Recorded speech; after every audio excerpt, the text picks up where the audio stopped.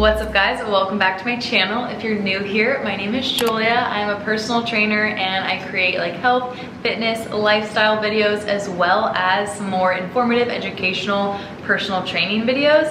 And today we're getting into a highly requested topic. And it is all about the different career paths you can take as a personal trainer. I've been a certified personal trainer for almost 3 years and I've kind of dabbled with a little bit of everything. So we're going to discuss one-on-one in-person training at a gym versus group fitness training, specifically F45 because that's what I have experience in, and then also owning your own personal training business where you do virtual training, in-person training, and just like the whole 9 yards. And I just want to preface, this is all from my own personal experience and everything I have learned and know and understand from the experiences I have had. So without further ado, let's get right into it. And just know I am not all hating on any of these three like realms of personal training. I honestly love all 3 of them, but they each serve like a different purpose for the phases in my life. And currently I am just focusing on my own personal training business and I absolutely love it. But I'm gonna kind of discuss like the pros, cons, earning potential, and just like the key things I feel you should know before jumping into one of these 3 career paths. So hopefully this is super helpful for you guys. I know I would have loved seeing a video like this. So fingers crossed you guys are in the same boat. And as we're going through these, I'm gonna try to keep this as simple and straightforward as possible. And we are gonna start with one-on-one in-person training at a gym because that is how I started out my personal training career.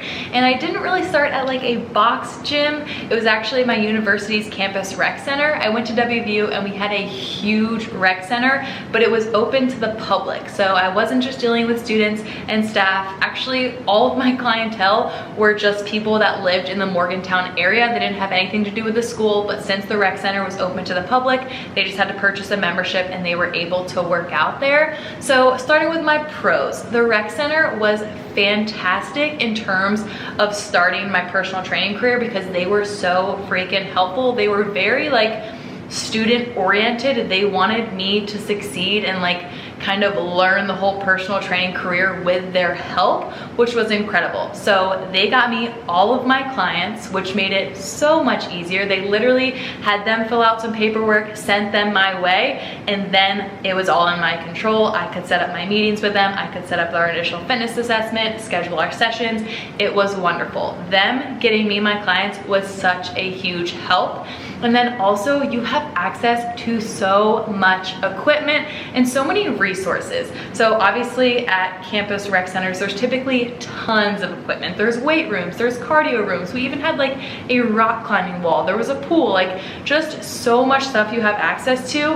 And then also we had a body composition like measurement tool, which was so freaking helpful. So every time I met with a client for our first session, I would take them through an initial fitness assessment, and then we would also measure their body composition. And every like 6 to 12 weeks, we would retest their body composition to see how they're making progress, to see if they're gaining muscle, losing fat, and like getting closer towards those goals.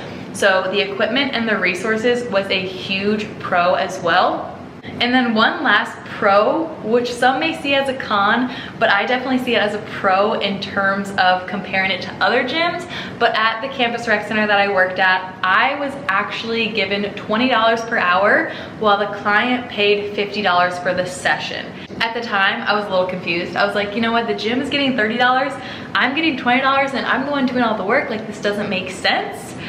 But after looking into jobs at a ton of other gyms, like $20 an hour like for a session was the best freaking deal. Like after I graduated and looked at other gyms, pretty much all of them were offering like $13 to $15 an hour. And you know that the gym is taking a way bigger cut. So it might sound like a con, but honestly, the $20 an hour was a great plus for working at the campus rec center, and another reason why it was such a great place to start out. So the cons would be that the gym determines your rate, and they also determine how much of a cut they get versus you get. So like I said, the clients paid $50, the gym got 30 of it, I got 20 of it. If the campus rec center decided to charge the clients less, I would get even less.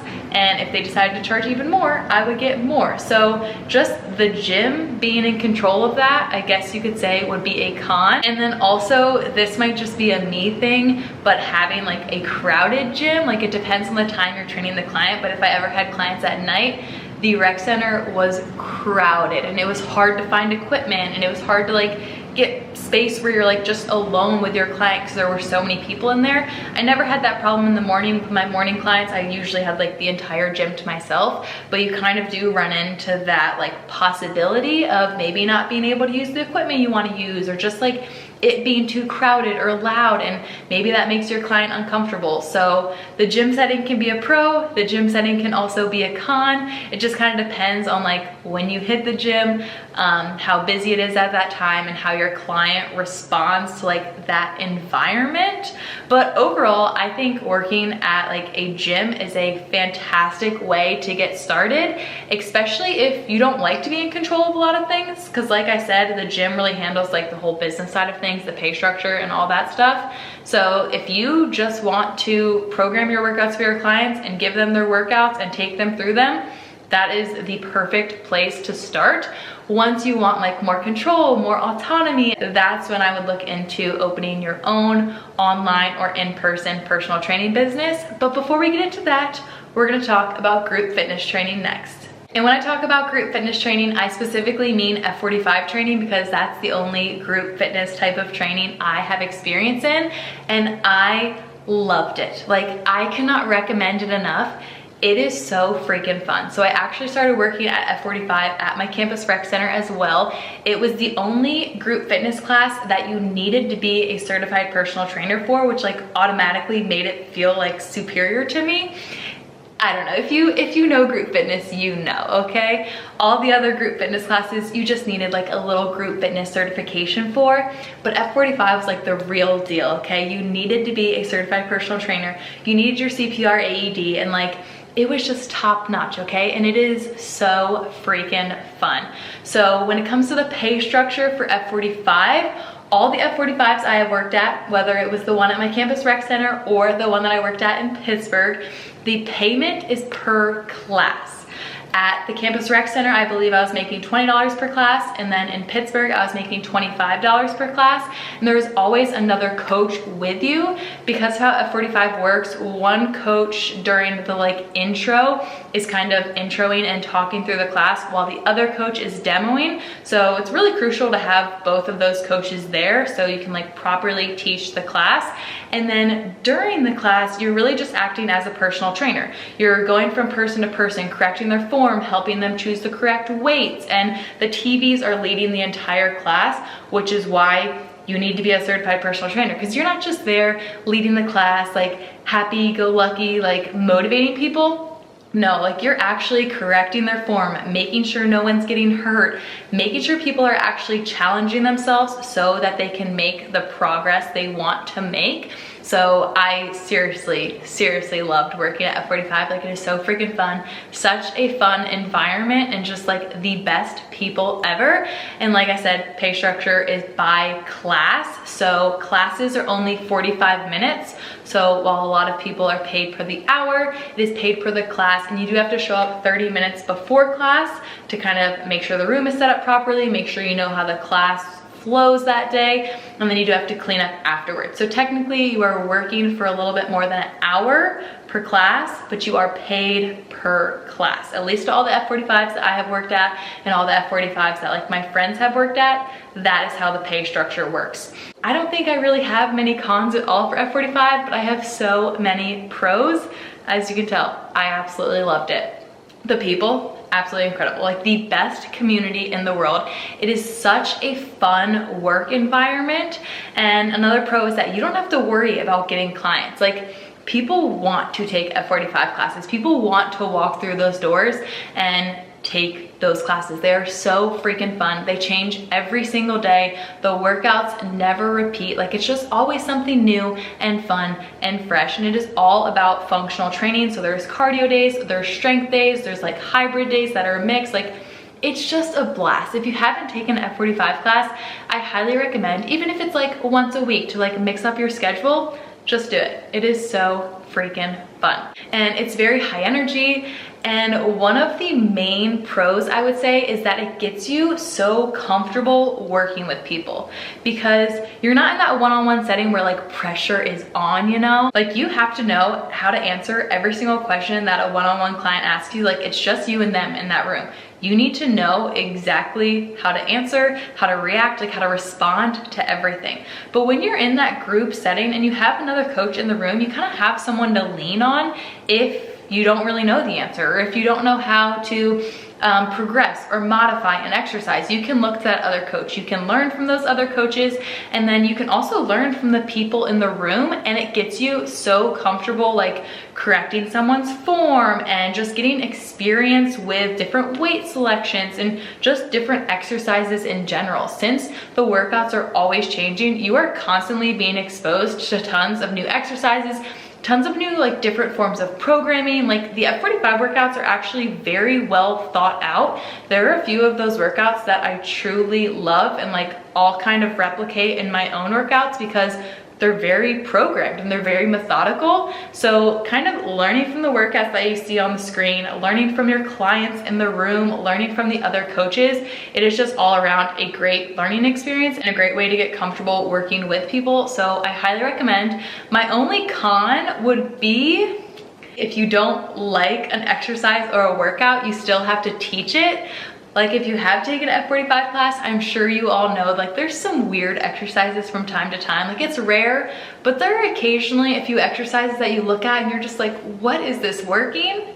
But you still have to teach it, you know? I guess you could offer like a modification or a progression, but at the end of the day, you still have to teach it. So that would really be my only con. I honestly loved everything about being an F45 coach, and I highly, highly recommend. It's also a very secure job in my opinion, especially if you're working a ton of classes. It's a very secure job. You have like a steady income coming in, and it's also a great job to balance with another job. Almost every other coach at F45 in Pittsburgh had another job. It was only me and the studio manager that didn't have another job. Like everyone else was balancing F45 coaching with teaching or like a normal 9 to 5. Like it's very manageable and secure. So I highly recommend. And without further ado, let's get into our final career path of owning your own personal training business. So for those of you who don't know, I do have my own personal training business where I train clients virtually one-on-one, in-person one-on-one. I create personalized programs for clients that I send out to them. They complete on their own, and I check in each week to make sure they're making progress. And then I also create and sell fitness ebooks or guides. And I've actually had this business since May of 2020. I became a certified personal trainer in October of 2019, and I started working at my campus rec literally that next week. So from late October through March of 2020, we all know what happened with the pandemic. I was an in-person personal trainer and I worked at F45 at my rec center. Then when everyone got sent home from school and gyms all across the country shut down, I just dove in head first and started my own personal training business. I had a few virtual clients. Most of them were friends and family. But through that entire time, I've just been balancing my own personal training business and when I was an F45 coach in Pittsburgh. And then when I moved down here, my sole focus has just been my own personal training business, and I absolutely love it. But just know, with owning your own business and starting your own business, it is 100% worth it, but it is 100 times the amount of work because literally everything is on you. You are responsible for absolutely everything having to do with your business. And let me tell you, coming right out of college and jumping into this was like such a shock to me. Like it just really took over my life. Like it was all I focused on, it was all I worked on, and I just really dove in head first. And I had no idea what I was doing at first. God bless my mother because she helped me so freaking much, especially with the business side of things. Like I am not business oriented, okay? Like I had no idea what I was doing in the beginning, but I am so freaking glad that I started my business and just jumped right in, because if I had waited until like I was ready, I probably would have never started my own personal training business. And then who knows where I would be right now. So I am so freaking grateful. But just know, before I get into the pros, the cons, the money, it takes so much freaking work. Like you gotta hustle, but it is so worth it. So let's get into the nitty gritty. So when it comes to actually owning your business, there's a lot of things that you have to do and like take care of that I'm sure no one really thinks about, or at least I didn't think about. Maybe I was like super naive going into this, but you have to figure out how you want to get your website set up. If you're choosing to set up a website, I personally thought it was a smart choice because my clients can book through there, I can accept payments through there. But making my website and like coding for my website was a whole different ball game. Holy cow. It took me forever to get my website where I wanted it to be. Like, I was constantly learning how to code for different things and watching YouTube videos on how to make certain things happen on my website. And I did pay for the premium subscription for the service I went through to create my website. So that was definitely necessary for accepting payments and making like a bookings calendar and being able to sell like different types of services to clients. So definitely like peruse around, check out the different like website builder services and see which option works best for you. But actually creating my website was a struggle, okay? But I'm so glad I learned how to do it, because now if there's a problem with my website or if I want to add something to my website, I'm in control and I know how to do that. And there are yearly fees that come with having a website and having a domain name, and you need to make sure that you have your business LLC set up, and you need to make sure you have liability insurance that is valid. Like, there's so many like business things that go into having your own business that you don't even think about. Like, you're just like, yeah, I'm gonna be a personal trainer, I'm gonna train clients, I'm gonna program these awesome workouts, I'm gonna accept their payments, but like, it's not really that simple. But there's just so much more that goes into it. There's a lot that you have to do on the back end in order to kind of get your business like actually up and running. And when you're setting up your website and determining the different services you're gonna offer, you also get to determine your rates, which is something that you never have ever in your life gotten to determine. You know, the gym determined it. The F45 franchisee determined it.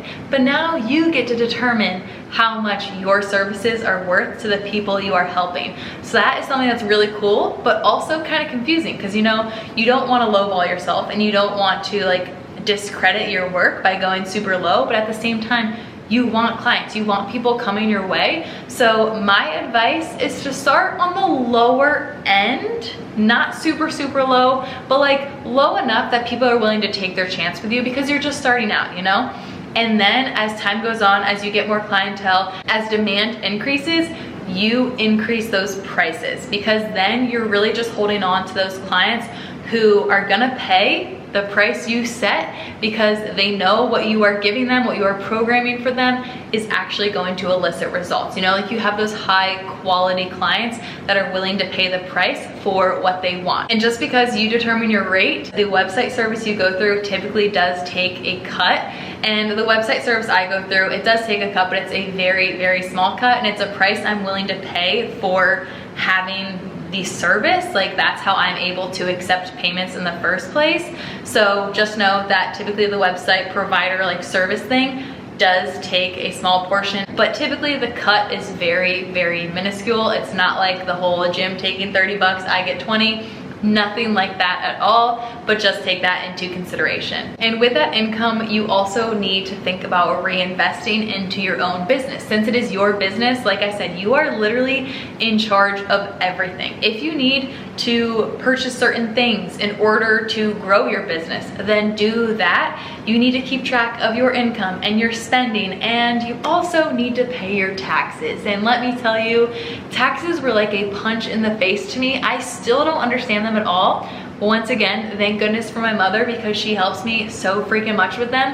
I have a spreadsheet where I keep track of my income, like everything that's coming in, all of my spending, what spending is specifically for my business, like reinvesting in my brand, and I pay my taxes quarterly, and she makes me stay on top of everything, which I am so freaking thankful for. I have little notes for myself in my agenda, so I make sure to pay my quarterly taxes, but like, that was all brand new to me. And like I said, I still don't really understand it, but I do it. And that's something I never even thought about when having my own business. I should have thought about it, but I really didn't at all. So keep that in mind as well. And my business isn't at this point yet, but I feel like it needs to be talked about. Maybe in the future, there'll come a time when I want to hire someone, maybe to help with the business side of things, or marketing, or helping me create content, or getting clients. And that's something I'm gonna have to keep in mind, because I'll need to know how much I am paying them. How much of a cut are they getting? So that's something you need to keep track of when you're keeping track of your income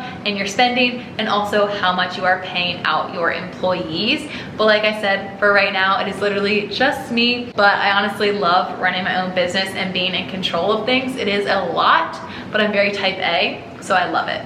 And on the topic of being in control of things, with having your own business, I've said it so many times, but you are literally in control of everything. So that means you're in control of your calendar, and you need to set those work-life boundaries. This is something I'm terrible at. Literally anytime a client wants to work out, I'm like, yep, I'm available. Even if I'm not, I make myself available, which is bad. I need a better work-life balance. So you're in control of your schedule. You're in control of how much you work on clients' programs, how many days a week you are allotting time to certain things, whether it's creating content or actually programming out things for your clients, or doing different marketing things to bring more clients in, or working on the business, like back end of things. Like, you are in control of when you do all those things, and you have to stay organized and on top of it all, and just like assigning different tasks for each day so that you stay on top of everything and you don't fall behind and you're trying to play catch up the entire time. And last little chunk of information, but I feel like it's probably the most important chunk of information, is to learn what works and what sells to your clients and target audience. And this might take some trial and error. It definitely took some trial and error for me.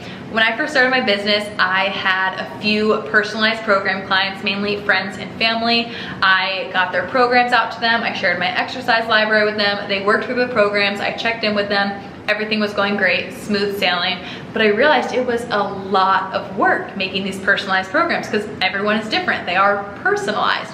So I was like, you know what? Let's try the whole like fitness guide ebook route. I follow a ton of influencers. A ton of these other influencers were coming out with these ebooks and fitness guides and selling them, and it was just like an easy click, purchase, download, the guide is yours. And I was like, let's do it. It looks so easy.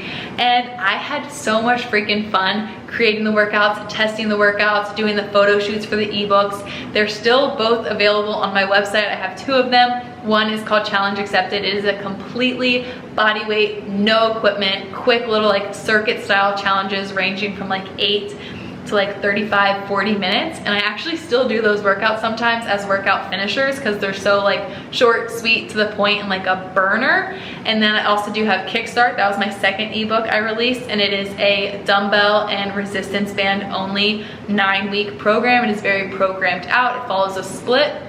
And like I said, those are both actually still available on my website, but I thought those were gonna be my money makers. You know, like I thought those were my ticket to success. Boy, was I wrong. While they still sold, I had people buying them, I had people loving them. That's not what makes the most money on my website, okay? Because people have realized that fitness is not a one-size-fits-all thing. People don't want to do the same program as every other person in the world, because people have their own distinct goals. And that is why the virtual training, in-person training, and my personalized programs are all completely personalized to that person's goals, that person's fitness level, and the equipment that person has access to. It is going to get them the results they want, because it is completely personalized and designed specifically for them to get those goals. And that's what people are paying for. Yes, the personalized programming is more expensive than just paying for Kickstart or Challenge Accepted, but it's also gonna get them the results they want. So learning what people want from you is definitely gonna help you kind of have more success within your business.